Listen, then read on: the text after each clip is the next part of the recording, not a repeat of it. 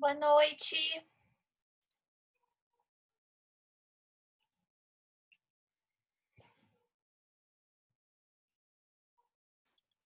Ei, gente.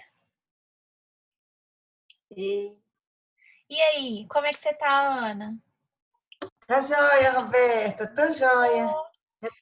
Coloquei sua petição, tá? Para cumprir o prazo. Mandei sua petição.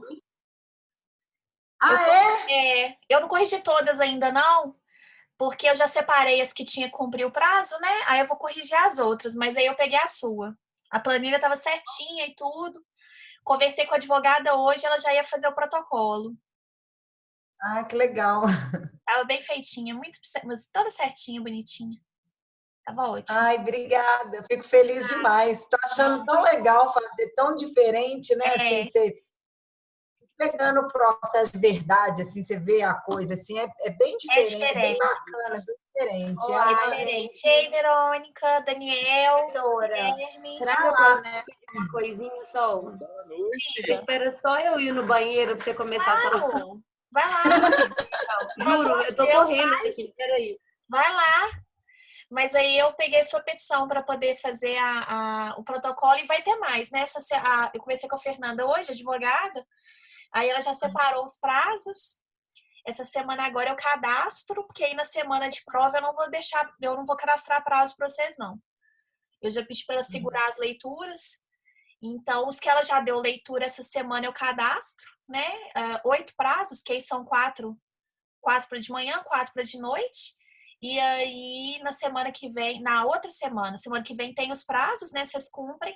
Na outra semana, que é semana de prova, eu não vou cadastrar prazo para vocês, não. Porque, né, tem as provas e tudo, aí eu não vou cadastrar prazo para vocês, não. Mas Só me essa explica uma semana coisa. eu vou cadastrar. Essa semana, né? Essa nossa semana agora a gente teve um descansozinho, né? De prazo. Aham. Mas aí na próxima já tem um prazinho. Mas prazo bobo, coisa bobinha, assim, sabe? Só coisa bem tranquila. Graças a Deus não tem nada muito cabuloso, não. Tem algumas ações pra gente ajuizar. Ei, Aham. algumas Ei, ações já pra gente ajuizar. E aí depois eu separo pra vocês. Mas vamos com calma, né? Que aí, mas Não, tô ficando bastante satisfeita com as coisas que eu tenho lido e tudo. Parabenizar vocês, né, pelas petições. Algumas petições, né, embora eu sempre fale, gente, cuidado com o modelo, né, tem muito modelo desatualizado. Eu vi algumas, né, infelizmente, algumas pessoas usaram o modelo e usaram um modelo super desatualizado. Usaram o modelo do CPC de 1973, tá? Então, quando eu via lá os artigos das cautelares, né, eu passava mal. Eu falei, gente, não é possível isso, entendeu? Gente, ó, uma dica, pelo amor de Deus. Né? Eu sei que é difícil, às vezes, a gente fazer uma petição de primeira, sem usar modelo nem nada, mas um cuidado que vocês têm que ter, gente, é pelo menos conferir o artigo que está constando no modelo para ver se ele é do novo CPC. Porque, assim, o artigo era do CPC de 73. Nossa, eu passo mal quando eu vejo umas coisas dessas, né? Mas, assim, no geral, as peças muito bem feitas, as petições muito bem feitas, muito certinhas. Fiquei muito satisfeita, né, com as viagens de vocês. As notas foram boas. Acho que ninguém tirou menos do que 8. Acho que o mínimo foi 8, 8,2, uma coisa assim, né? Então, as peças foram muito bem feitinhas, graças a Deus. Tá de nada, Verônica. Graças a Deus, tudo certinho. Recadinhos, então, antes da gente começar a nossa aula. Primeiro recadinho, nossa avaliação vai ser no dia 22, né? Na outra sexta, sem ser sexta-feira que vem, a outra, tá? E dia 15 eu vou fazer uma revisão com vocês, tá? Então, na próxima aula, né? Hoje é dia 8, na próxima aula, dia 15, a gente faz uma revisão, tá? A matéria da prova é até a última aula, então tudo que a gente estudou até a ação de dissolução parcial de sociedade. Eu vou colocar os artigos aqui, gente, e depois eu vou colocar lá no grupo também. Ou então, Ana, você pode colocar no grupo, Ana, a Natália, ou ambas, né? Coloquem no grupo, uma de vocês duas, por favor, que aí o pessoal vê, porque tem gente que às vezes não vem, não tá vindo da aula e tudo, né? Não tá assistindo ao vivo, depois só fica sabendo depois. Enfim, né? Vamos evitar a fadiga. Então, coloca lá no grupo para mim também. Opa! Coloca lá no grupo para mim também, gente. São esses artigos, né? Os artigos que dos procedimentos vão cair na prova. Tudo de tutela, lógico, né? Claro. Que vai ser tranquilo para vocês, que eu acho que a gente estudou bastante tutela, vocês estudaram para poder fazer a peça também, né? Então, assim, imagino que vai ser tranquilo. Então, tudo que a gente estudou de tutela... Fazer aquele questionário também da VA Também. 3, a VA 4, na verdade, ajuda muito também. Isso, ajuda E bastante. outra, professora, a prova vai ser nos moldes, né? Um caso concreto, com alternativas. Concreto e análises. Letra A e letra B. Beleza. Igual sempre foi. Ok. Né? Vocês já estão acostumados com a minha prova. Minha prova, na verdade, a prova que eu vou aplicar para vocês é a mesma, a prova que já está pronta, que eu aplicaria para vocês presencial, eu vou aplicar para vocês no ensino remoto, né? A mesma prova, tá? É uma prova composta de casos concretos, né? A matéria compreende tutela, de procedimento especial, consignação em pagamento, ação de exigir contas e ação de dissolução parcial de sociedade. Tá? São as matérias que vão cair nessa prova. Eu não vou cobrar a matéria de hoje, nem vou dar aula na próxima aula, vai ser só revisão, exatamente porque eu já tinha programado, né? Então fica o que a gente tinha programado. Nos trâmites normais, né? Hoje vocês fariam prova.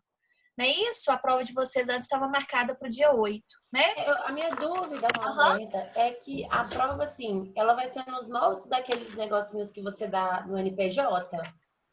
Tipo assim, a coisa a gente escreve ali embaixo, vai ser mais ou menos nesses moldes assim. Eu não vi ainda o sistema de prova, mas imagino que seja bem semelhante àquele sistema que eu coloco as atividades do MPJ para vocês. Então, eu imagino que seja daquele jeito. Uma coisa, né, que vocês têm que tomar cuidado, tá? Escreveu, salvou, né? Lá no sistema, gente, ele não salva automático, tá?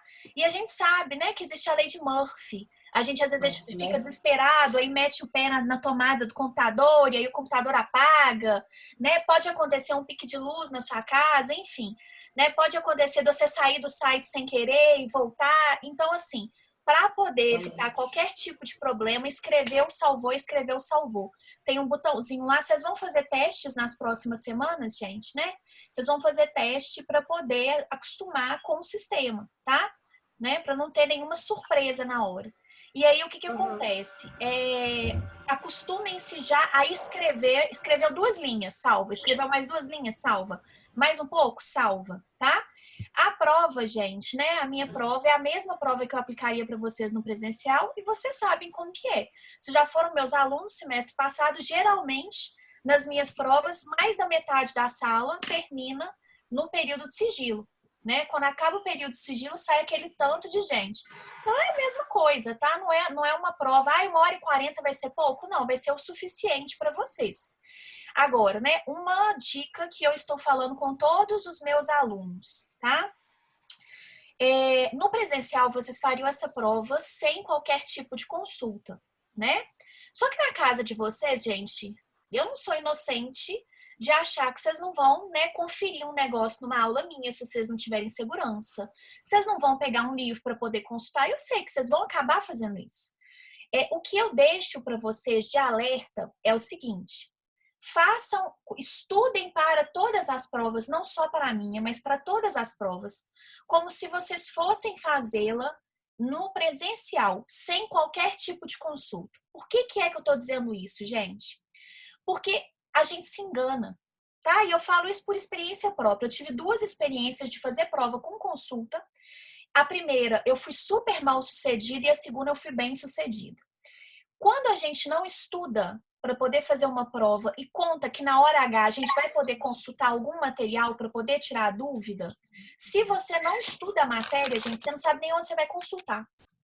A prova ela é de interpretação, ela é caso concreto e vocês vão interpretar e vão responder. Assim como se fosse uma situação prática normal. Chega um cliente na sua frente, te coloca uma situação e você tem que responder para ele, né? Dentro dos inúmeros exemplos que eu dou dentro de sala de aula, né, que a gente fala nas nossas aulas, eu vou cobrar um daqueles exemplos semelhantes. Vocês já foram meus alunos, vocês sabem como é que é a minha prova. Minha prova não foge das minhas aulas, né?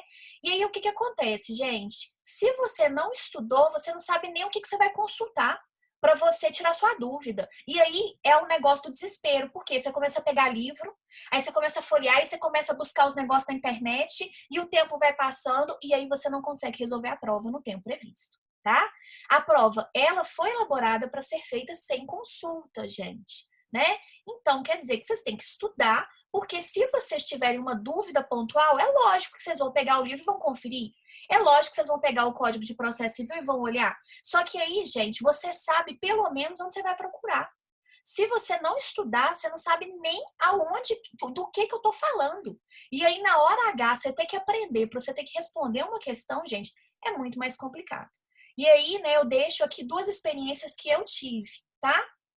A primeira delas, gente, quando eu fui aluna de processo civil 1, vocês não tiveram processo civil 1 comigo porque eu estava de licença, mas geralmente eu sempre conto esse caso para os meus alunos. Quando eu fui aluna, né, de processo civil 1, e lá no meu quinto período, eu tinha processo civil 1 na minha grade no quinto período. Eu tive muita dificuldade com o processo civil 1. Muita mesmo, tá? Trabalhava o dia todo, e aí, assim, eu chegava na aula muito cansada, e as coisas, eu tinha um raciocínio muito de processo penal, então eu tinha muita dificuldade em enxergar o réu no processo civil, né? Nossa, professora, mas isso aconteceu com você? Aconteceu, tá? Eu tinha muita dificuldade em processo, mas muita mesmo. Tinha muita dificuldade em enxergar o réu no processo civil, e aí o que aconteceu? Eu tive que estudar muito, né? Demais, e aí acabei aprendendo a gostar da matéria, e hoje eu amo de paixão. Quando eu comecei a fazer estágio, ficou tudo mais claro para mim, por isso que eu dou muito exemplo para vocês e tento tornar a matéria muito prática, porque isso para mim fez a diferença. E aí, o que aconteceu, gente? Na primeira prova de processo civil 1, eu tirei 3 em 25. 3, tá? 1, 2, 3 em 25. Essa primeira prova de processo civil, sério, essa primeira prova de processo civil 1, gente, a minha professora deixou fazer com consulta ao vadimédico e ela deixou a gente pegar uma folha de papel ofício e escrever o que a gente quisesse nessa folha, tá? O que a gente quisesse, a gente podia. Ela delimitou a matéria, igual eu faço com vocês, e deixou escrever o que quisesse numa folha de papel ofício, o que quisesse. Eu fiz isso, gente. Só que como eu, né, não estava prestando atenção direito nas aulas, como eu não estudei direito, chegou na hora da prova, eu não tinha serventia aquela folha ali. Eu olhava aquilo ali e não conseguia articular nada. Eu pegava o código, comecei a confundir um artigo com outro, entendeu? Então, assim, não adiantou nada. Por quê? Porque eu não estudei.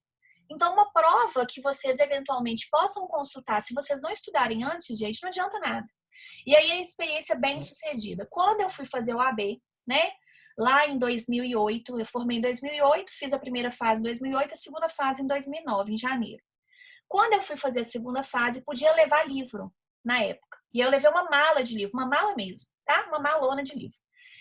E aí, o que acontece? Eu estudei antes, muito. Me preparei, né? Estudei. Então, na hora que eu fui lendo as questões, eu sabia aonde que estava, o que eu tinha que procurar em cada livro.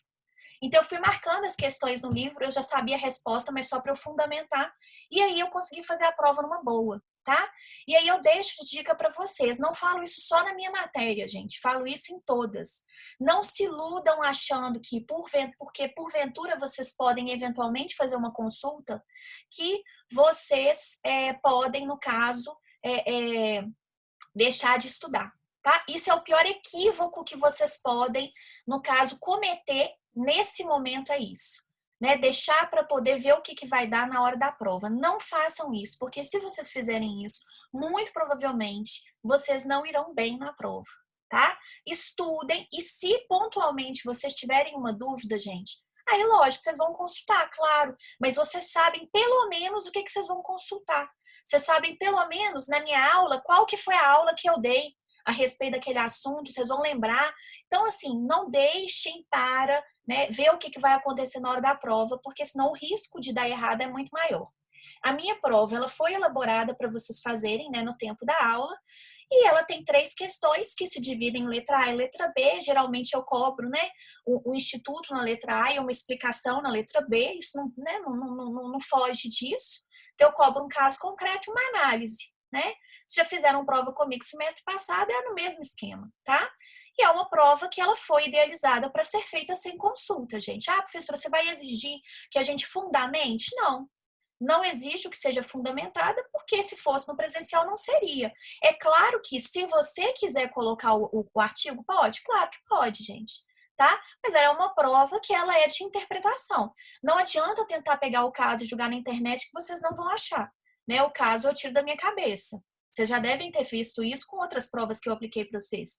Eu tiro os casos da minha cabeça. Então não adianta tentar achar na internet que vocês não vão, né, procurar na internet que vocês não vão achar, tá?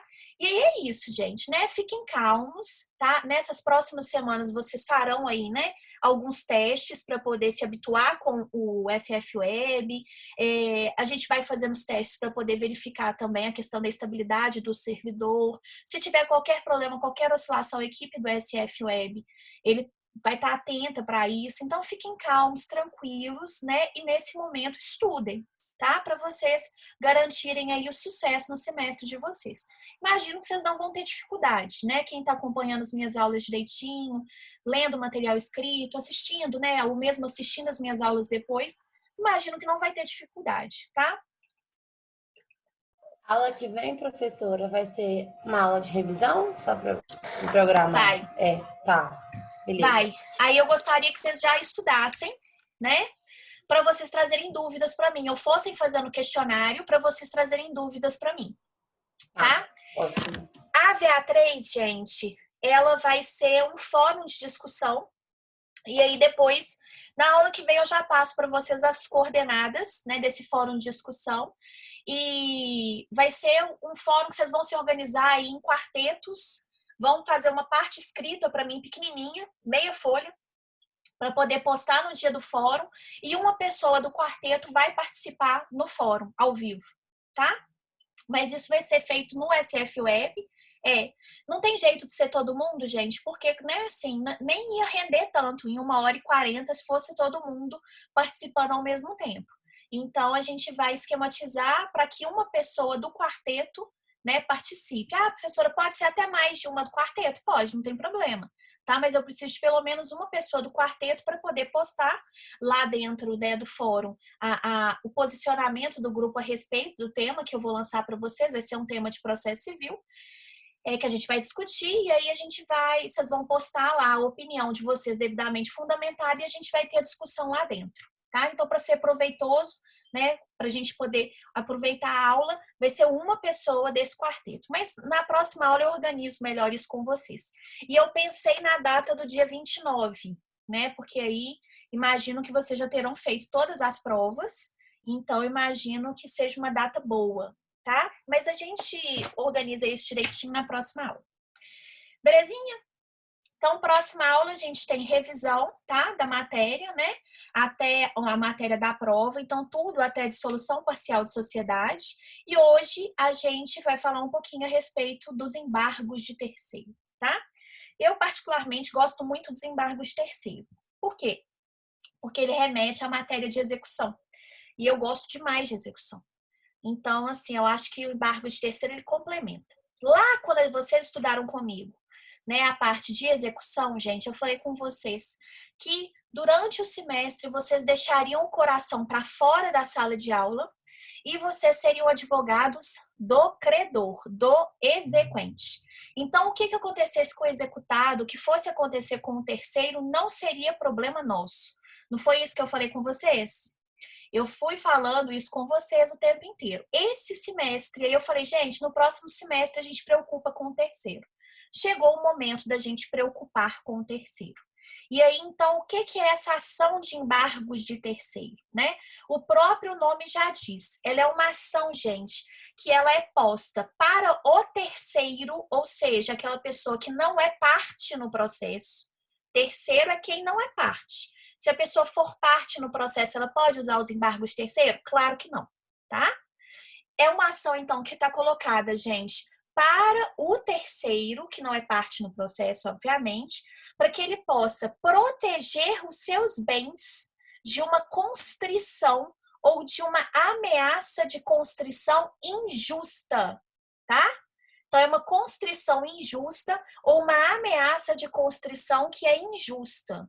Como assim, professora? Uma constrição que é injusta ou uma ameaça de constrição que é injusta? Vou dar alguns exemplos para vocês e vocês vão conseguir visualizar diversas situações que muito provavelmente vocês devem conhecer até alguém da família que pode passar por isso, tá?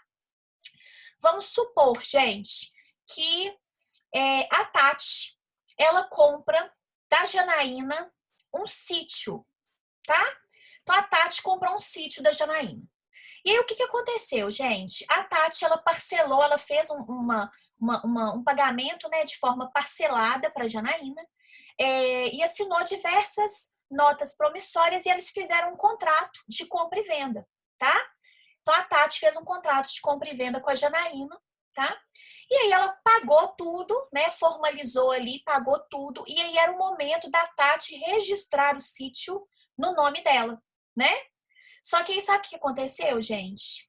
A Tati, ela não tinha o dinheiro para poder fazer o registro no nome dela, pagar o ITBI. ITBI é caro.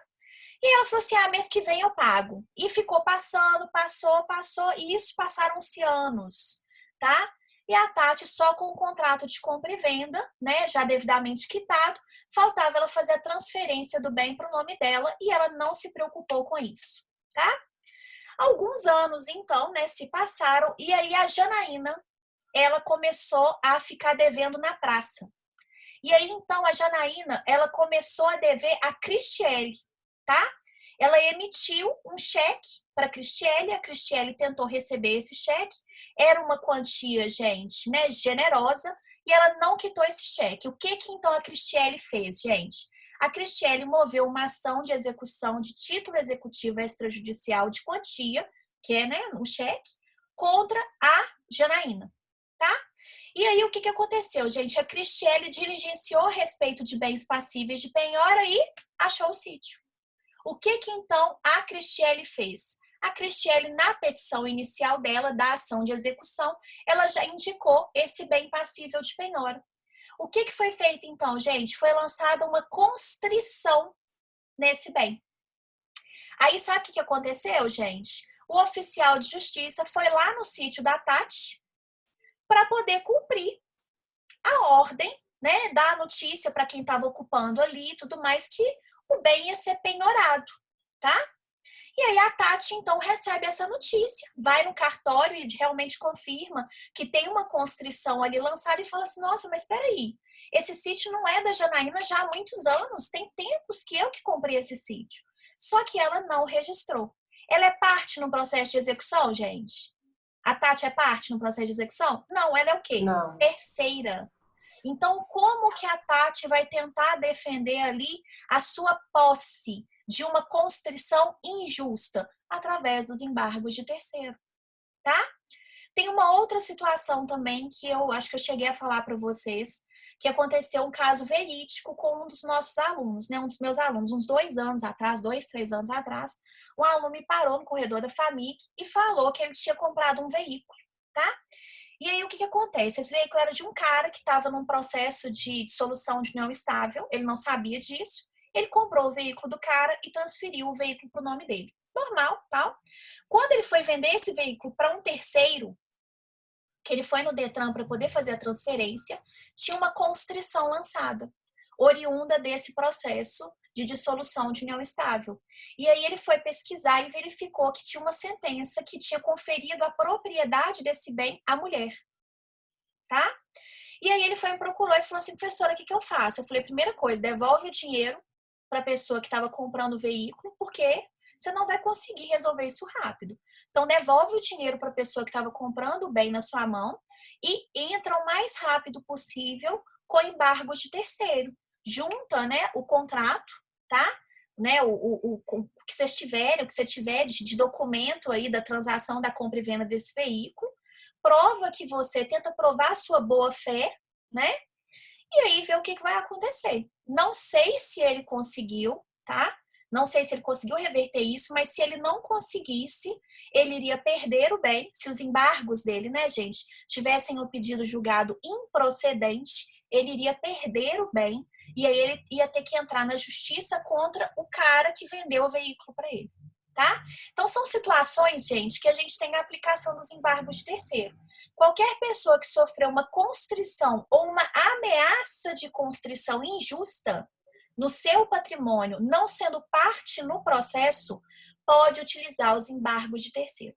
Ah, professora, como assim uma ameaça de constrição? Ficou sabendo que o bem vai ser penhorado. Ficou sabendo que o bem, gente, vai ser objeto de uma tutela cautelar, tá?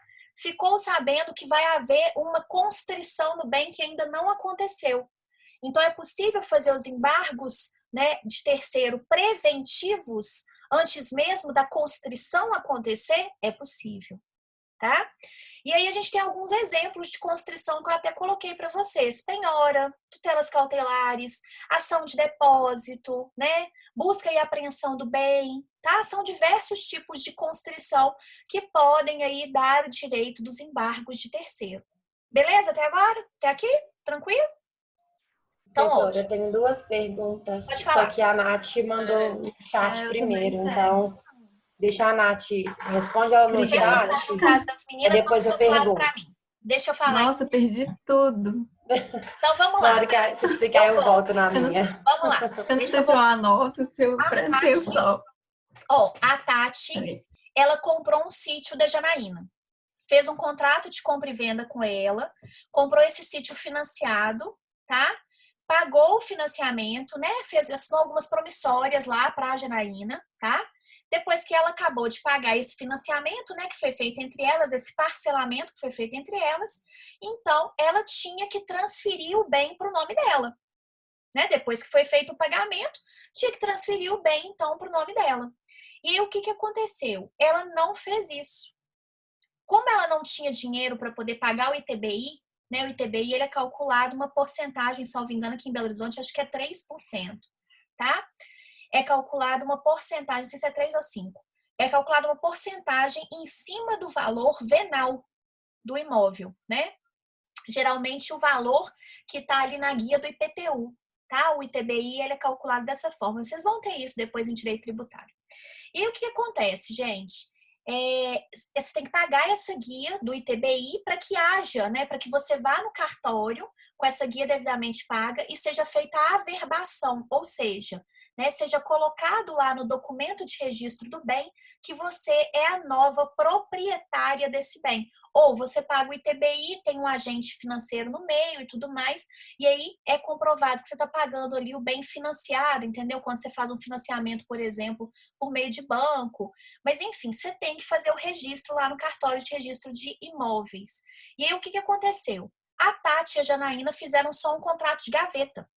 Né? O que é contrato de gaveta, gente? Um contratinho que tem validade só entre as partes, não foi nem registrado, não tem nada, tá?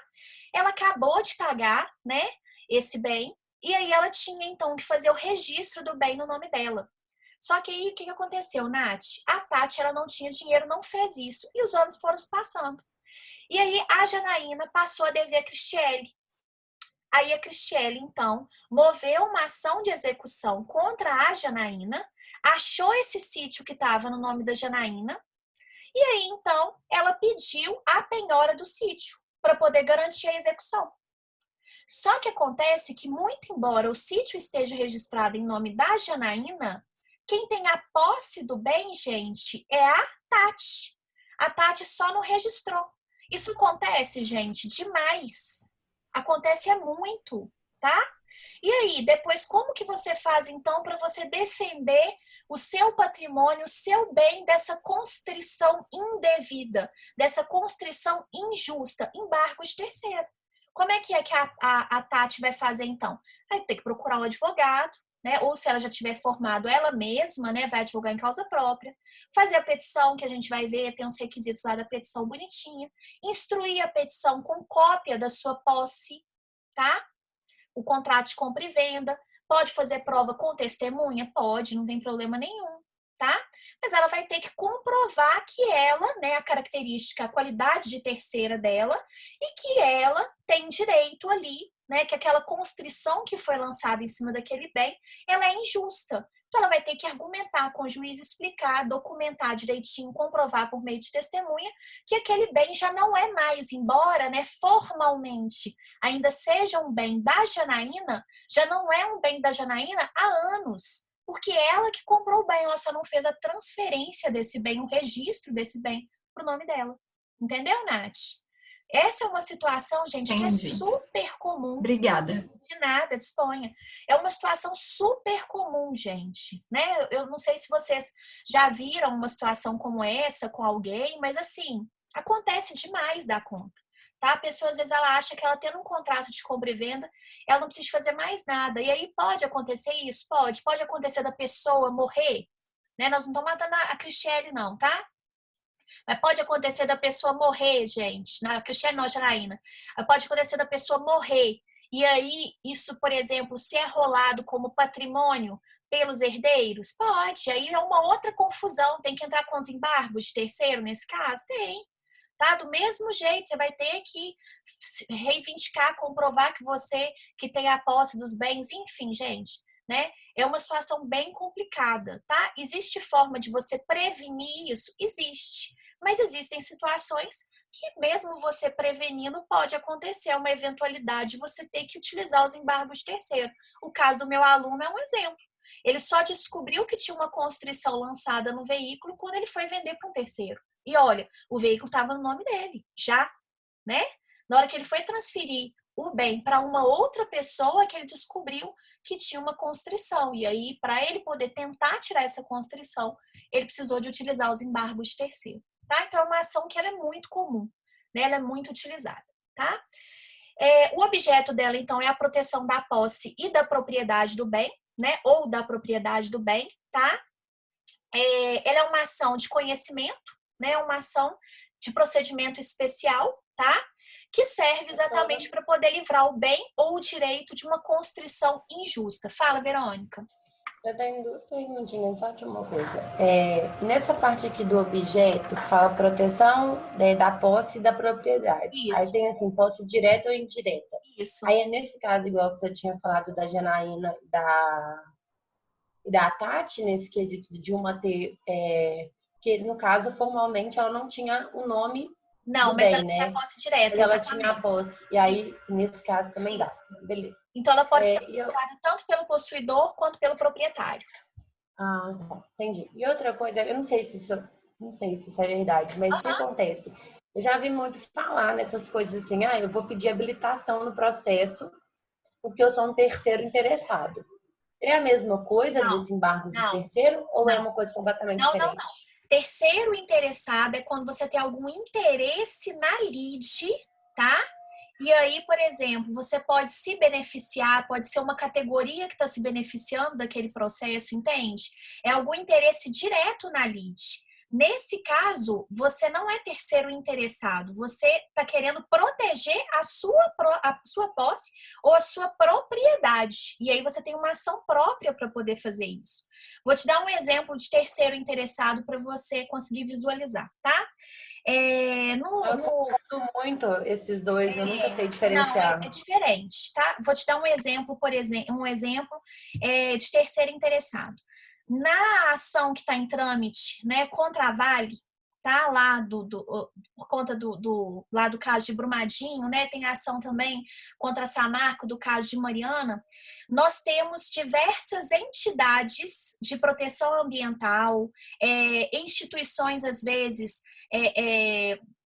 de movimentos sociais, por exemplo, de atingidos por barragens, que se habilitaram no processo como interessados, terceiros interessados. Por quê? Porque, de certa forma, aquela ação ela vai atingir todos eles, entende? Então, eles atuam ali em defesa de uma coletividade, tá? Então, a gente tem muita habilitação do Ministério Público, de instituições como terceira interessada, tá? Entendi. Nesse caso Obrigada. nesse caso específico, a gente tem um terceiro, que é terceiro, é lógico que ele tem interesse? Tem, mas ele não tem interesse porque ele vai ser beneficiado nada disso. Na verdade, ele quer proteger o seu próprio bem. E aí, como ele faz para poder proteger o seu bem dessa constrição? Através dos embargos de terceiro, tá? Bom, então vamos continuar. Feito isso, então, a gente já sabe, né, para que existe essa ação de embargos de terceiro. A gente já sabe que ela é uma ação de procedimento especial. Vai ter audiência de conciliação ou mediação? Não, tá? Via de regra, procedimento especial não tem ação não tem audiência de conciliação ou mediação. A gente vai ver essa audiência de conciliação ou mediação apenas nos procedimentos de família, tá? Nos procedimentos de família, né, eu vou falar rapidamente a respeito deles um pouquinho mais para frente. As ações de família, é característica das ações de família ter essa audiência de conciliação ou de mediação, graças a Deus, né? Principalmente a mediação, super necessária. Mas, via de regra, nos procedimentos especiais, nós não temos essa audiência de conciliação ou de mediação, tá? E aí, como que é o... A ideia é ser rápido mesmo? A ideia, na verdade, a ideia não é nem ser rápido, tá? Existe a possibilidade de a gente ter uma decisão provisória no processo. A gente tem a previsão de uma tutela provisória no processo para poder suspender liminarmente a constrição. Existe essa possibilidade, tá? Mas o processo, depois que a gente tem a contestação, ele segue o procedimento comum. Então, quer dizer que ele não é tão rápido assim, não, tá? Mas ele tem um procedimento específico. A questão de ser um procedimento especial, algumas vezes é por conta da celeridade, outras vezes é porque é um procedimento bem específico, tá? Bem assim, diferente de qualquer outro procedimento, diferente do procedimento que vocês estudaram lá no processo de conhecimento, tá? Então, nem sempre a gente vai ter procedimentos especiais céleres, né? Muitas vezes o procedimento, embora seja um procedimento especial, ele não vai ser tão rápido, tá? Quem perguntou? Janaína? Não. Não, professora, desculpa. Não, sem problemas. Bom, e aí, gente, então, vai ser feita a petição inicial. Então, vou voltar naquele caso da Tati e da Janaína, tá? O que vai acontecer, então? A Tati, ela vai fazer a petição inicial dos embargos de terceiro, né? Essa petição, gente, ela vai conter os requisitos do artigo 319 e 320 no que couber, tá? Mais os requisitos específicos do artigo 677 do Código de Processo Civil.